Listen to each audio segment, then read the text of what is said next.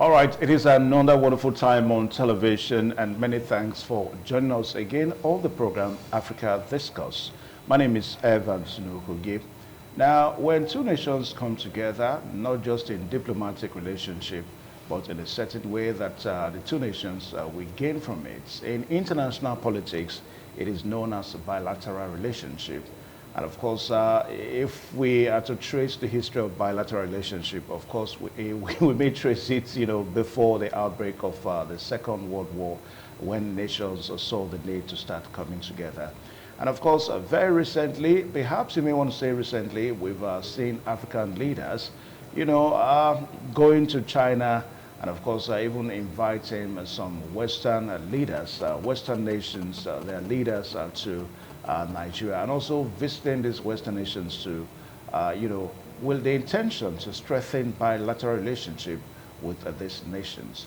So today on the program Africa Discourse, we're going to be looking at these recent moves of bilateral relationship between African leaders and of course the rest of the world.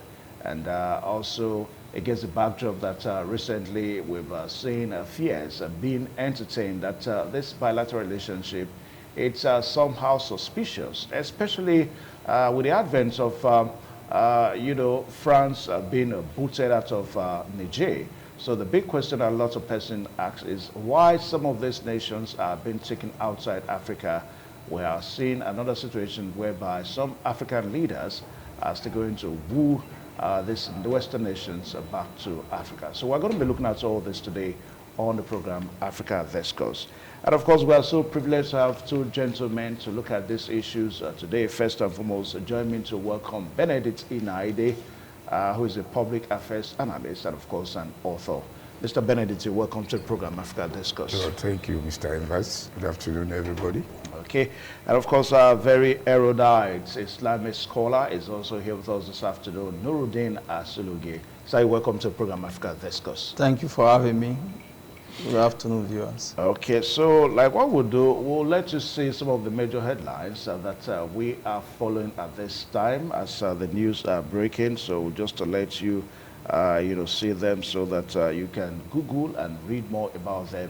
And it also have a way of, improving your knowledge about what is going on in Africa at this very moment. And top on the headline on Africa Story is that Nigeria military kills 16 civilians in airstrike, and it's a mistake. That's the way the news came. And you may want to say that this is probably one but two story that is coming too much now. About a week ago, last week or thereabout, we also saw one that happened in Yobe State.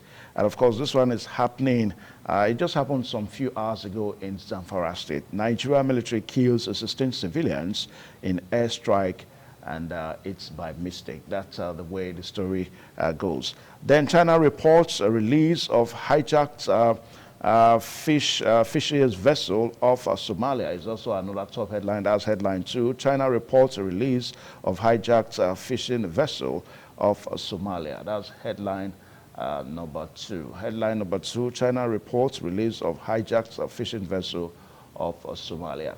Then also California wildfires threaten to widen inequality is also a big story, and that seems to be taking the authority in the U.S. By surprise as we speak now.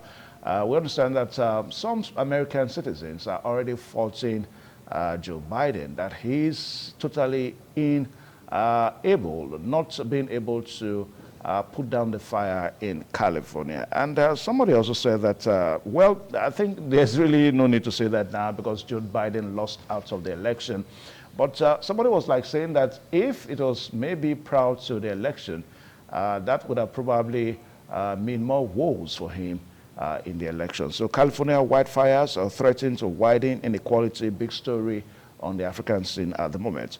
Then also for headline number 4, we have Morocco dethrones Egypt and becomes main popular destination for tourists in Africa. Morocco dethrones Egypt, becomes main popular destination for tourists to Africa. Well, we hope and pray that one day maybe Nigeria will also become a tourist attraction point for in Africa. For headline number 5, Egypt rushes to catch up on solar energy as gas price soar. For headline number 5 now, Egypt rushes to catches up on solar energy as gas price soar. Headline number 5. And those are the top headlines that we are following at this time on the program Africa Discourse.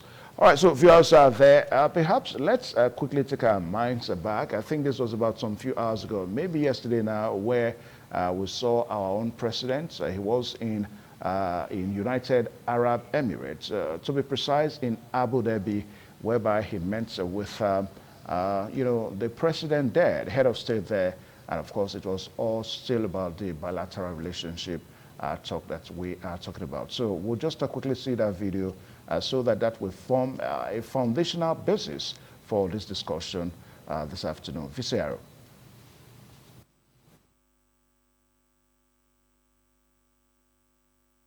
So okay, this is the president now, just arriving in the United Arab Emirates, to see the head of state there, and of course to also, strengthen bilateral relationship with United Arab Emirates. And of course, this is one of the recent visits that our president has made. He was also in China. That was sometime in September last year, whereby not just him alone, we also saw other African presidents in China at the invitation of Xi Jinping. That was the Chinese president visiting China. That was in September. Then also, the president has met several, world leaders on bilateral relationship issue. So as the program progresses, we're going to be looking at maybe we'll just take we'll just take a throwback to see one or two nations that President Bola Tinubu has visited in an expanse of 2 years that he has been as the president of the country. All right, so gentlemen, as we hit the discussion rolling now, we talk about bilateral relationship.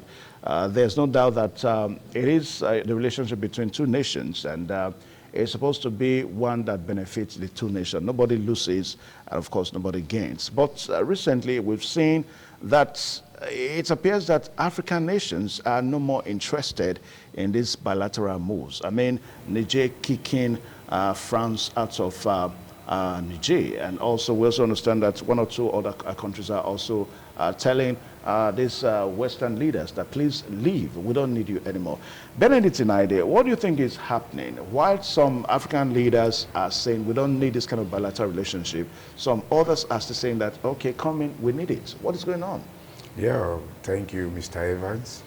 Yeah, every relationship is intentional, with objectives clearly defined. Take, for instance, a relationship between love relationship, for instance. The end, or rather the aim, sorry, the aim is clearly defined. But in the case of African leaders, like you mentioned, it's more about building personal net. We don't see it reflect on the continent. Now you call it a relationship. As most of our leaders go there to beg, because I don't know what they negotiate. I've never joined the presidential fleet for such meetings, but I think it was supposed to be evidence to all, the benefits. But in this case, we are not seeing anything that commensurate, because we don't even have details of the cost of this visit, because they go there. They go with a lot of people, a lot of aids, but we are not seeing it. I think that's where the issue is. It's also a concern to me. So the nations that comes out to say, sorry, we don't think we need this, because there was supposed to be a template. There was supposed to be rules of engagement, not just gallivanting from one nation to another. We are looking for investor. If the place is viable, if the basic things are there, investors will naturally find their way down. For me, we call it neo-colonialism. It's another side of colonial, because a man who is not in charge of his economic well-being, what's bilateral? How? It's monopolistic. It's manipulative. Because when you go there, all the bilateral thing will be, what are you bringing on the table? Yes, because the next thing we will hear is, they said they will give us this. But all of this put together, they don't really show. I think that is where those on the other side, like the Niger, we heard about the natural resources there. How come that they have to move the natural resources there, then now bring back? Why can't the people who owns the natural resources develop a means of, you know, developing these things so that it will bring income and bring investors? Rather, they will carry the raw material there. This has continued. Many organizations have been formed, but they never achieved their aim. OAU, ECOWAS, all of that. And it goes beyond politics. You understand? It goes beyond politics, because if you talk about the political aspect of it, they are dead. They only exist for such personal thing. We want to travel, the president I'm traveling with. The AIDS, okay, everybody goes. What does it cost Nigeria for the president to visit Dubai? We want to know. So that we will know when the results are coming to say, let's deduct. It's business now. Yes, whether there are gains or not. Okay. Everything looks like a blind relationship. Nobody knows what is going on. You saw all of them gathered. They are on allowance. Everything. Let's try to know what this thing is costing us. Okay. Then we don't know whether it is viable or not. But for me, in my own opinion, it's not going to yield anything. Okay. It's another route of how our political leaders have been doing it. It has not yielded anything. Okay, well, that's your own opinion there. Yes, yes. Nuruddin Asologe, we are looking at a situation whereby I remember sometime in September 24th, to be precise, when African leaders gathered in Beijing at the instance of the invitation of the Chinese president, Xi Jinping. Now, we understand that a total of about $35 billion is coming to Africa, you know, for investments, for building railway lines and all that and all that. Now, also too, we also, you know, hear that some of this bilateral relationship is not for free. It is our natural resources that we're talking about now. Now, Nuruddin, from your point of view, do you think Africa as a continent, as it stands now, should we continue to call for bilateral relationship, or we should put a total stop to it and let's begin to look inward? What is your take? Well, thank you. From the very first question you asked, the way we are neurobiologically wired is to be communicative and gregarious. And so when people go into relationship, that's the natural way to go.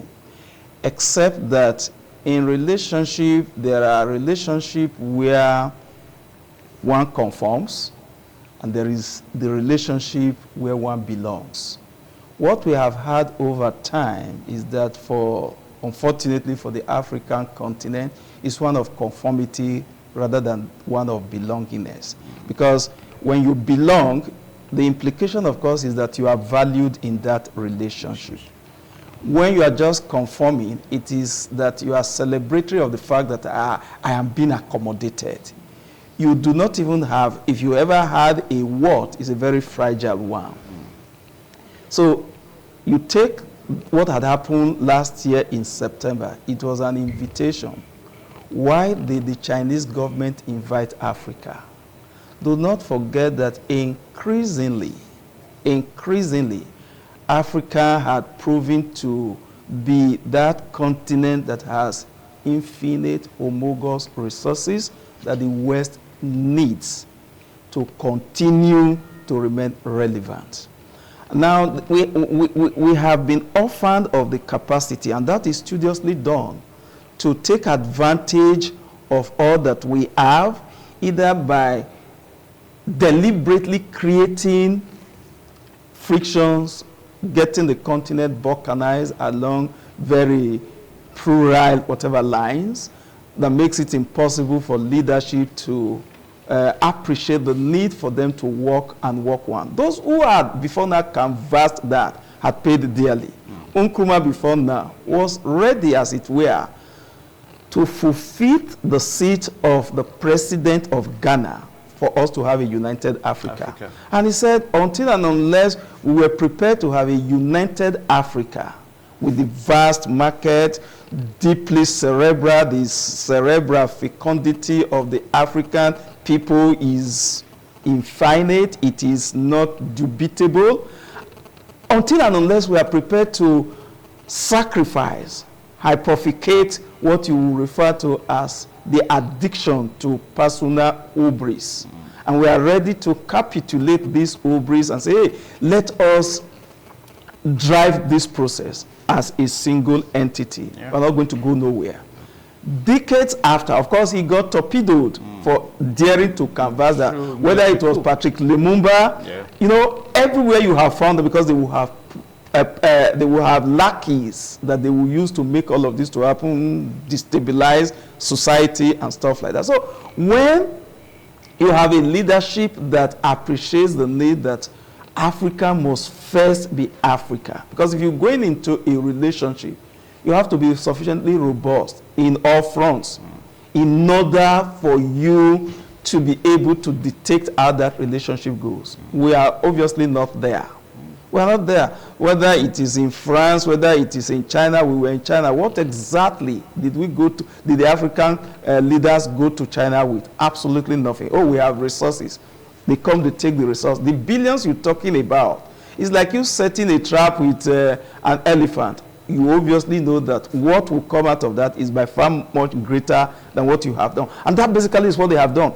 If you look at our country, for example, taking Nigeria as a condensed metaphor for the rest of the African continent, you find the culture of impunity on the part of those so-called, whether they are Chinese or whatever, that we have pandered to, our leadership have pandered to. They do things with impunity. They have removed far more resources, and there are incontestable fact. Even the CDS has said that, you know, the NGOs that are foreign-based, that are linked to this whatever, are involved in gun running. And so they have provided arms and ammunition for the same persons who need to deplete their resources, to deplete their strength in order that we continue to grow and ultimately develop as a nation, that they are the ones who provide them with the resources that they require to sustain the battle they have done against the Nigerian state. So it is more of losses than gains. Of course, because you have not even entered into that relationship on the basis of strength. You are not. What is the currency with which you are negotiating? What is the currency with which you are negotiating? In the 80s, the American, I mean, the Russian ambassador, then you still had the Soviet Union to Nigeria, was asked, what would Russia want to take from Nigeria? You know, he was rummaging around the room, seeking for what he could say that was of substance. He had absolutely nothing to say. He said, okay, we could take gas, we could take petrol. Why would Russia require petrol when they probably have it far more in superfluity than you do? But he just wanted, you know, just make a statement. That is to tell you the extent to which they honestly did not find what we had. And when you look at the issue of demographic, when you look at the demography, when they are interested in people who get visa to come to their country, they are looking for those who are young, those who are deeply cerebral, because age, they are disadvantaged in terms of population. So they come and take the best you have. They take the best of your human resource. They take the best of the resources, natural resource that you have. And so we operate. And when you look at the attention that is paid, very niggardly, very parsimonious, very annoying, frustratingly annoying. The attention that leadership pays to all this. And so it is a situation of servitude, even when we go with them to say we want to have a bilateral whatever. Yes, our president is gone to Abu Dhabi. Yeah. What is the negotiation? Abu Dhabi is talking about a week of sustainability. It can conveniently and authoritatively, morally speak about that because they're on the trajectory. What have you got that you want to sustain? If you are going to war investor, who is that investor who has resources that he wants to dissipate? Just go to the ocean and dump it there. Who is coming to invest in a country where security cannot be guaranteed, where your own people can't go to farm? And their inability not to go to farm is a consequence of what these external factors are doing. Do not forget, In 2015, they had said that there will be no Nigeria. But it didn't pay them. There would not have been Nigeria. It didn't pay them not to have an entity that you refer to as Nigeria. Because if Nigeria were to crumble, to collapse, where does the population go to? When you were running your whatever, we saw countries, this 13 million, 12 million, 2 million, aggregate all of them, they pay into insignificance when you take the population of Nigeria. So it will mean that Edo alone could overrun places like Mali and Niger put together. Okay, so let me pause you. We'll pause you there and also let our viewers know one more time that the program is Africa Discourse on independent television. And of course, we're looking at, you know, bilateral relationship, you know, between Africa continent and of course the rest of the world. Most recently, these recent moves, you know, starting from, maybe we may just started from the administration of President Tinubu, because we've seen the moves recently that he's making. And of course, the federal government will always tell Nigerians that it is to woo investors back, you know, to Nigeria. And that's also the story in other African nations. We'll take a short pause now. We'll be right back. Please stay tuned. All right, thank you one more time. The program is live on air on independent television, Africa Discourse, and we are looking at recent bilateral moves, you know, between African leaders and the rest of the world, the gains and the losses. Now, Benedict Inaide, let's bring it home a bit now, because when we talk about bilateral relationship, we know somehow we're saying that from the way, you know, we're trying to position it here, that it's been more of losses than gains. But let's start from Edo State.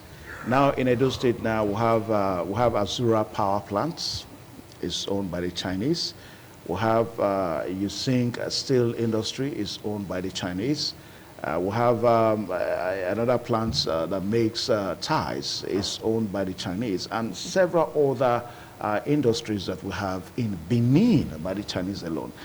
That is the same way we have them severally in other African cities. Now, when we look at all this, I think we also need to look inward. Can we continue to say that it is more of losses than gains? Because before this time, we did not have all these investments, you know, in Africa. So I think we should be careful with the way we try to position it here, that it's more of losses than gains. Okay. You're interested in the truth? Yeah, you tell us the truth.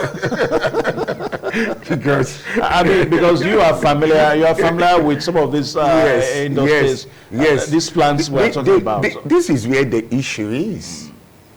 These are what you call investment that are supposed to be owned by Nigerians. Yeah, but they are products of the bilateral relationship I'm coming. No, the bilateral relationship, that's why I ask.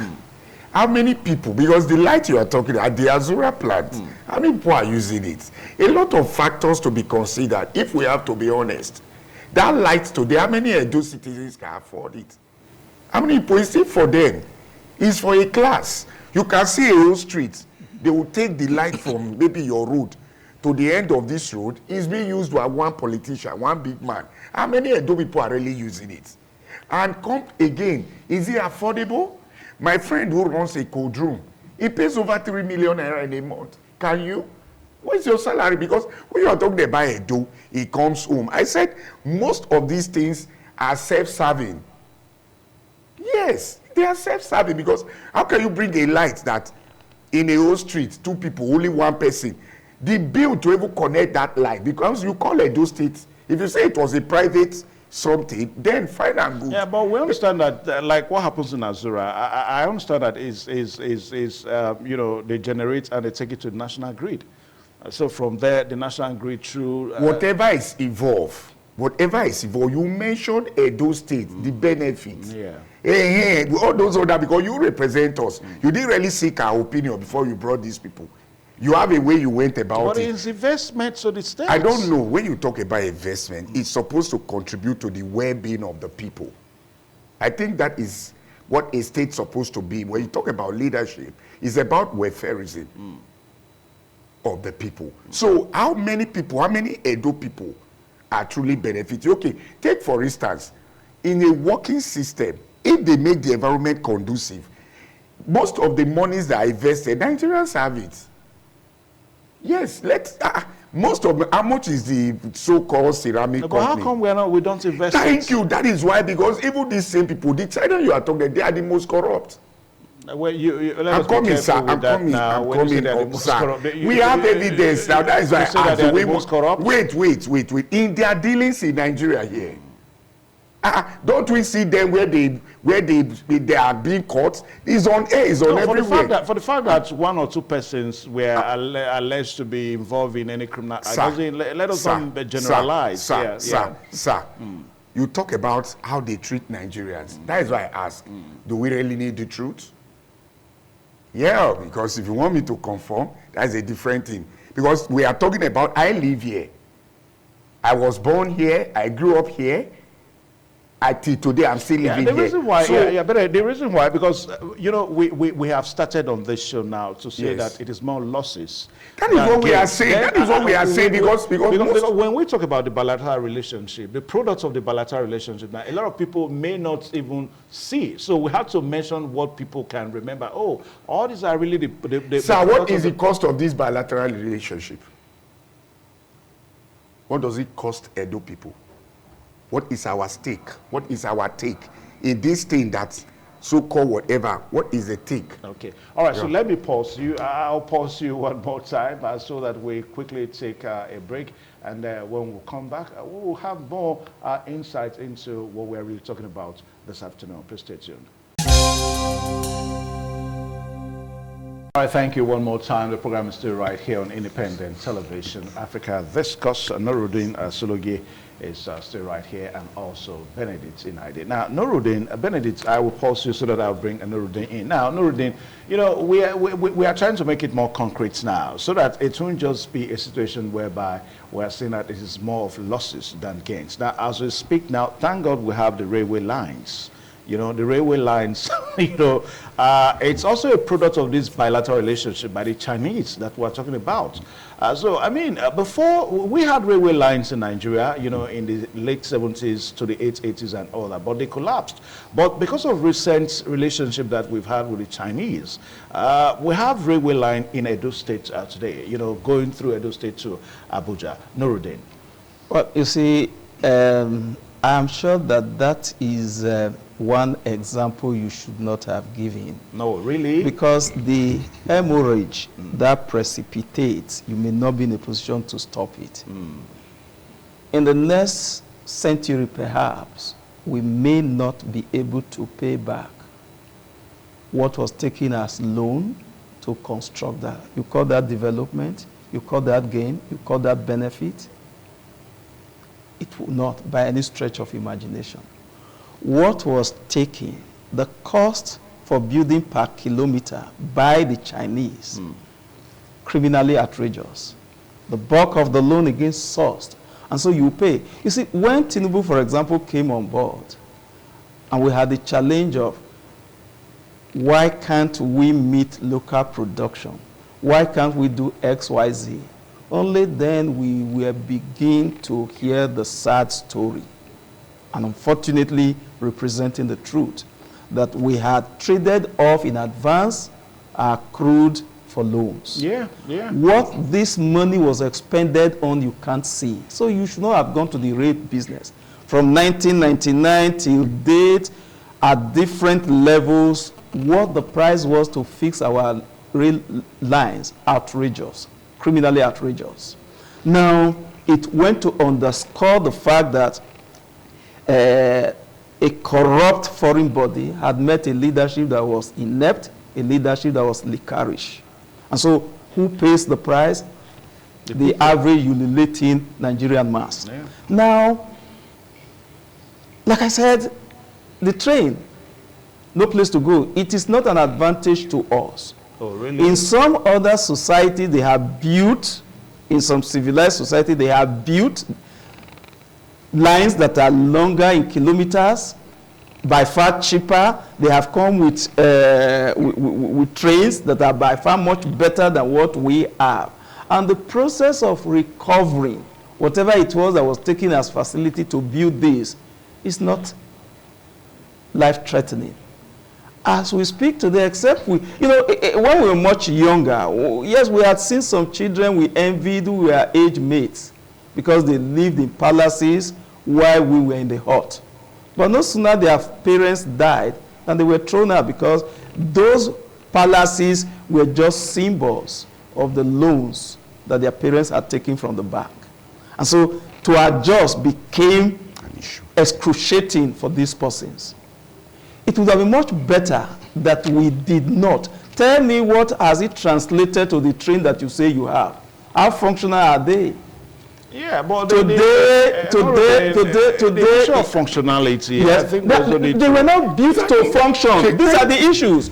The same persons were involved in the construction of our Jakarta steel. Yeah. And you think they were going to let that happen when you are dependent on the steel that they produce? And so, decades after, all that we needed for a Jakarta Steel Company to work, all that we needed for the Just Rolling plant to work, all that we needed for Alaja to work, were in abundance. But did they work? They did work. Let us be careful. Because they were not intended to work. The railway, the operationality of the railway Yes. that we have in Nigeria today, perhaps is threatened by our own insecurity issues. So the insecurity issues, you don't take them in batches.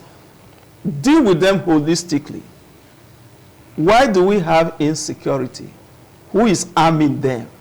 I'm telling you that the sitting CDS, Chief of Defense Staff, granted a press interview. It was not an AI manipulated stuff, to say that whereas we would not find the intrepidity to say it the way it is, but what was clear in his submission was that we needed to interrogate these NGOs. Who funds them? That they come to a community, they will take a house and pay for an entire building for 3, 4, 5 years, and they tell you that we are into them and that they have facts, that these persons are the purveyors, so to speak, of the arms and ammunition that these persons are using, because they need to arm them in order to destabilize. How come that these persons are not only holding on to the constituencies that they are on the demographic expansion? Who enables them to do so? Are military the best anywhere? How come they are orphaned of all the basic things that they require to fight these criminals? Who is empowering them? And each time there is insecurity in the Niger Delta, our crude is sold in the international market. And there are laws, international laws. Wherever the oil is sold, the ones it is established that it is our oil, they pay. They pay, because criminality would not survive for a fraction of a moment if there are no beneficiaries, if there are no protectors. And so all of this happen. They happen because there is a culture of impunity to which even leadership from the African continent has subscribed to. And so, all right, so go on. And so if you have that happening, the pockets of what you find, you say ceramic, you can't imagine the humiliation, those who work in those firms in Benin. Just go there.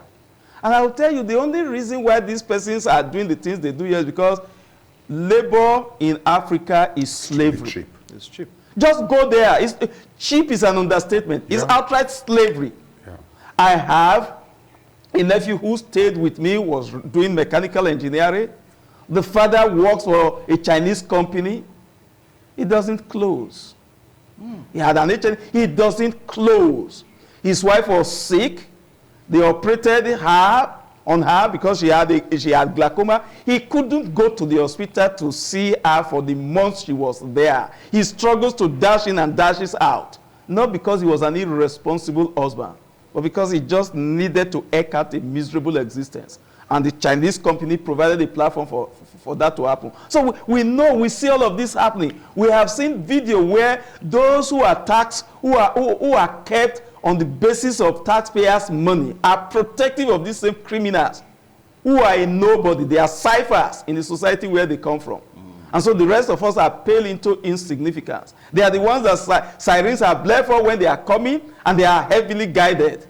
Okay. But our farmers can't access their farms. Okay. Now, Benedict, because one is kind of almost tempted to want to reason that maybe the nation that we are engaging in bilateral relationship with now matters. I mean, take, for example, a situation whereby the Nigeria had to tell the French people to leave, that, hey, we don't need you guys anymore in our country, please leave. Now, sooner that we knew it, we started seeing the relationship between the Wagner force, you know, the Russians and all that now. So can we say that maybe Nigeria, as we extend, because this whole bilateral relationship thing is going to continue. So as we extend our tentacles more in suing for more bilateral relationship with outer worlds, perhaps we need to bring to bear the people we are looking at so that it will be more gains for us than more losses, like what we're saying here. I don't think, you don't build something on nothing. We don't build something on nothing. Bilateral relations have been, right from colonial days to 1960, after independence, Awolowo was, so it's not about the bilateral, something is fundamentally wrong. With us, as a with people? Us, yes, as a people. The people with the nation will see bilateral relationship with. See, Senior Bros mentioned it. They just noticed that there are corrupt tendencies in our leadership. They cash on it. Because they too, Africa is the only, or if the day Africa stop to provide, until the day this bilateral, it should be crushed completely because we don't benefit from it. The bilateral, okay, they said they did rail, right? Do you know the havoc that thing has wreaked on Nigeria? The accident, the kind of attack, what has happened to our rail line is not compared to the other part of the world. This benefit you are talking about, Nigeria own is more expensive, is inferior compared to its contemporaries, where other countries where rails are being done. Okay, today, have you entered our rail? They load Nigeria. Oh, if you are going to Okpekpe, I know it's cheaper to use the rail to go to Okpekpe. I know may attest to that now. Sir, no, you are talking about. I'm from Fuga. You are very free. I'm from Fuga, so the railway is in my backyard. Their stopover is at Tekperi. Have you been there? Have you used it before? Try and use it. So everything is upside down. The issue of bilateral is for me. It doesn't, I don't want to use certain language, you understand? But it's completely not for the benefit of the people. It's not for Africa. The African leadership right now lacks the willpower to even come out to say, when a man controls your economic power, you are doomed. When are we going to come out of this bilateral? A man once told me, he said, go and take care of your economic life. I will never forget, that is a statement. Until Africa sit down, African nations, African leaders, to say, where do we go from here? How can you continue doing one thing the same old way and you want a different? Oyibo man say that is madness, insanity. It doesn't correspond because we are not getting anything. Every day we hear millions of dollars, this one. How does it reflect on the life of the people? Sir, my son resumed last week. We got to discuss. I thought there was no resumption. So very few people. The following Monday, we got, because they are in boarding school, the school started appealing. You know the word is there. They started appealing that, they've never seen this kind of low turnout before. What is going on? Parents should do this. They now ask, I think some people in the platform now ask, I don't want to mention the name of the school, it's a formal school in Edo State here. The parent one answer, owned by, I don't, owned by the Chinese or owned by Nigerians? No. I'm telling you because you are talking about bilateral. I'm trying to talk about how does it reflect on the welfare of the people. We are not benefiting anything. Those that signed that agreement, they sign it for their own pocket and their personal gain because we don't see it. Okay. For instance, the railway you mentioned, do you know how much is that railway today? Because we must, if we come here, for me, I know. We're supposed to be the temple of truth. Benedict, when transportation by railway commenced in Nigeria, I know to go from Auchi to Abuja was far cheaper by railway than to use transport. Yeah. It was around 2,500, 3,000 naira as of 2 years ago. Okay. Maybe because of the price in fuel and all. But there's no rail that will take you from. It's not even easy Takpe. That is stops at Okene. It does not go to Abuja. Okay. It stops at But the point I'm even trying to establish is that it used to be cheaper. Thank you. That was the essence. Thank you. Today, Fine now, because this is supposed to, because you are talking about benefits, okay, profit and loss of this bilateral. So let me bring Nuruddin. Now, Nuruddin, Benedict said something that one of the products of this bilateral relationship we're talking about now is the fact that we allow them control our economy and all that. And truth be told, now we've seen a situation whereby if one thing that this administration is being accused for is to allow the dollar to float against the naira. I mean, in exchange compatibility now and all that. So that's the reason why the dollar takes on naira the way it likes and all that. Now, if we also look at all this inwardly, it is all the byproduct of this bilateral relationship and all that. What is really wrong with our leaders, Nuruddin? How come we keep on playing the back seat position? What do you think is, what are the issues? Well, when you say what is wrong with our leaders, the first thing is who are these leaders you're referring to? Because the leaders that you know, the leaders that you probably voted for, I voted for. If they're the ones you are referring to, there's absolutely nothing wrong with them. Well, okay. They're just who they are, that we knew them to be before we voted for them. And so we'll be pretending. You know, it's like a man says, I have a wife who is a bully. I have a wife who drinks. I have a wife who is niggardly with the truth and applies for divorce. And then you ask him, at what point did you notice that he had this defect?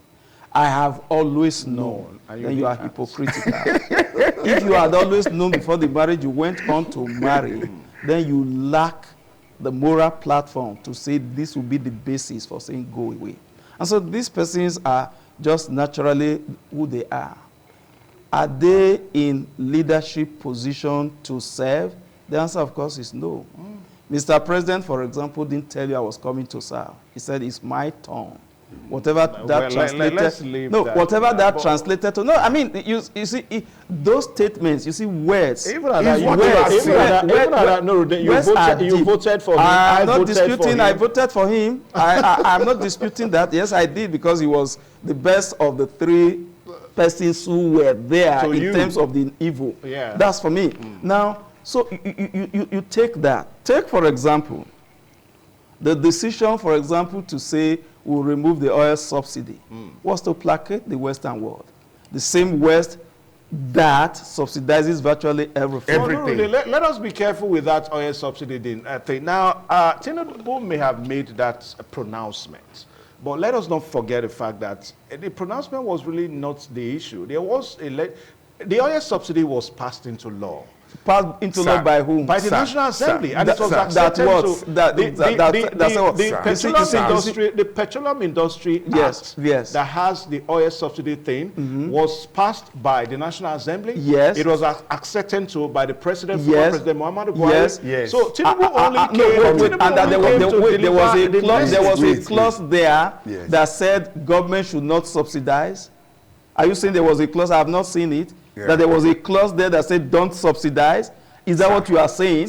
Now, when you did all that, and the naira was floated alongside, of course you can never have a strong currency for as long as your productivity is low. Yeah. Now, even if you had done all that you did, how come we are not able, as it were, we are not able to produce or to refine our own products? Yeah, but we have not been able to do that. The narrative is changing there's now.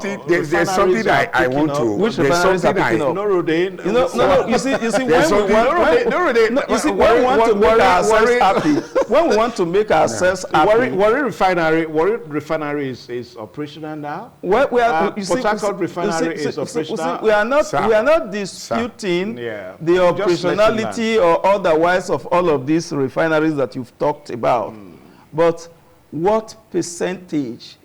They are producing at less than full capacity, and even if they were times 10 the capacity they were installed some 4 or 5 decades ago, it pays into insignificance what our requirement is. It's right now. It will build up. I think it's a matter of time. Matter of which time? And you see, IMF has said so that the present policy will begin to yield fruit some 15 plus years now, assuming all things are equal and they are never equal. It will mean before that 15 years comes, we are all gone. Is that the way to go? It may be the price that you and I may have to pay. Which price? For better Nigeria. Price for better what? Yeah. No, if you say price for better Nigeria, leadership should be by example. You cannot be involved in conspicuous consumption and you tell others who are already ululating to continue to make sacrifices. Okay, Benedict. Yeah, there is a clause. You talked about when the president came in, this thing was already passed. For me, I remember the first time I got a job after school, there was what they call job description. After we were given letter of appointment, that is what entails. How can a man be coming into an office?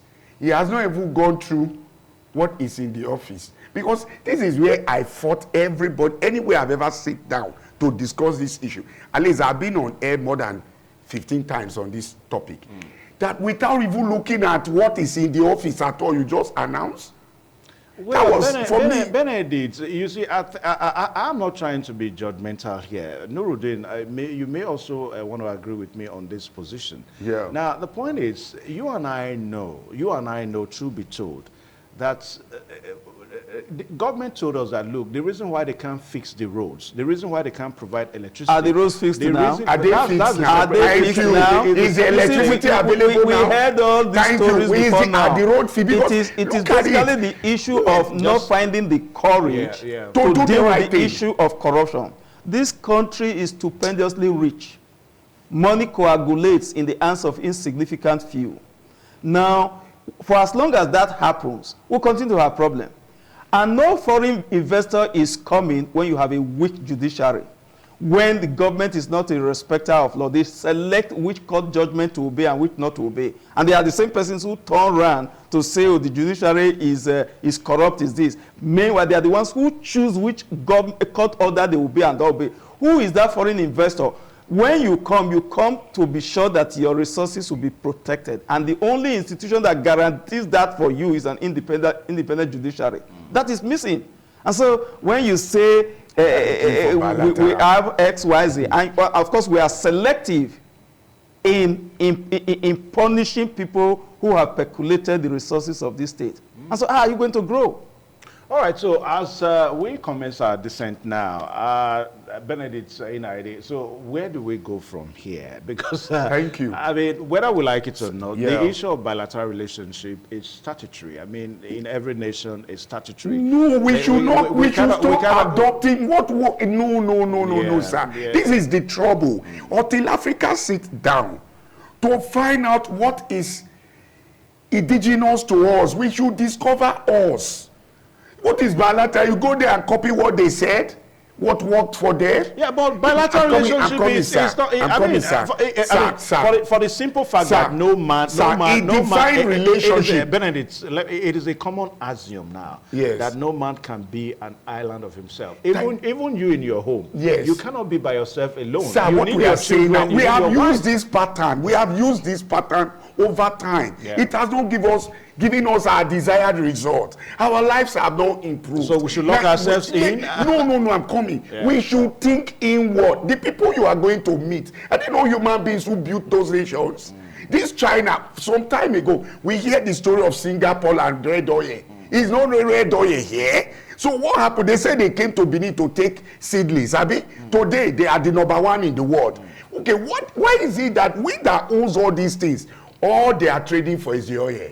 All the bilateral, everything in all the meeting, in the night, in the day, it will come back to the crude oil. Yeah. So I don't understand what is the bilateral, and it's not reflecting on the lives of the people. Okay, now this is the issue. So the way forward, sorry sir, just a minute. The way forward is Nigeria leaders should begin to look inward.